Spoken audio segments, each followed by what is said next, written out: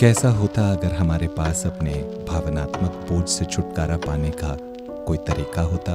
हम सभी के जीवन में अतीत के कुछ साए होते हैं, वो यादें जो हमारा पीछा करती हैं और वो विचार जो हमारे जहन से चिपके रहते हैं। ऐसे मानो हमने अपने ही इतिहास से भविष्य का ताना बाना बुन लिया हो।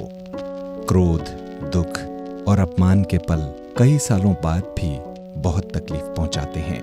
हम में से ज्यादातर लोग इन यादों को दबा देने की पूरी कोशिश करते हैं, मगर इससे स्थिति और खराब होती है। इन पुरानी भावनाओं को दबाने से संसार को देखने के हमारे नजरिए में अस्पष्टता पैदा हो जाती है। कुछ ऐसे जैसे हम जीवन की राह में नींद में चल रहे हों।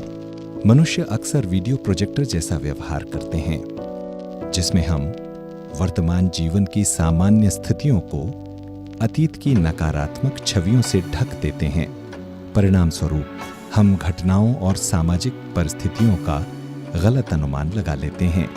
जीवन में नए लोगों से मिलना हमारे अवचेतन मन को उसकी याद दिलाता है जिसने कभी हमारे साथ कुछ गलत किया था। हो सकता है हमें इस बात की खबर भी ना हो। ये हमारा अवचेतन मन ही है जो इस कड़ी को जोड़ता है। ये भी हो सकता है कि हम इस नए व्यक्ति से बदला भी लें जिसने हमें कभी कोई नुकसान नहीं पहुंचाया है। हम हर मुलाकात में अपने पूर्वानुमान, पूर्व धारणाओं और अपेक्षाओं को साथ लेकर आते हैं।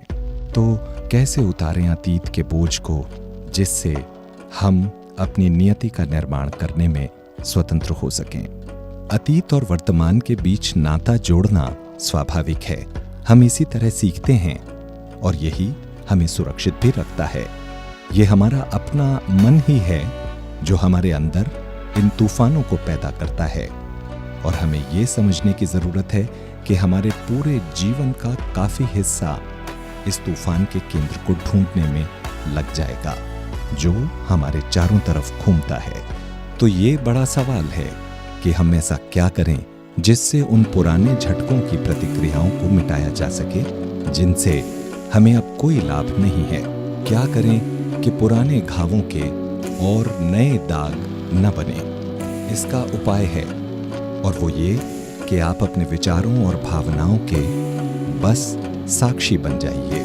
तब आपको ये काफी साफ दिखाई देने लगेगा कि आप जो भी सोचते हैं उस सब पर आप विश्वास नहीं कर सकते। धीरे धीरे आप अपने पूर्वाग्रहों को देख पाएंगे, समझ पाएंगे कि दरअसल ये चीजें बीत चुकी हैं। ये भ्रम है और इस भ्रम का वर्तमान क्षण से कोई नाता नहीं है। तो इस एक बात को सीख लीजिए, ये आपको एक नए जीवन का तोहफा देगी। इसका अभ्यास करिए, साक्षी बन जाइए, फिर देखिए आपका एक नया जन्म होगा।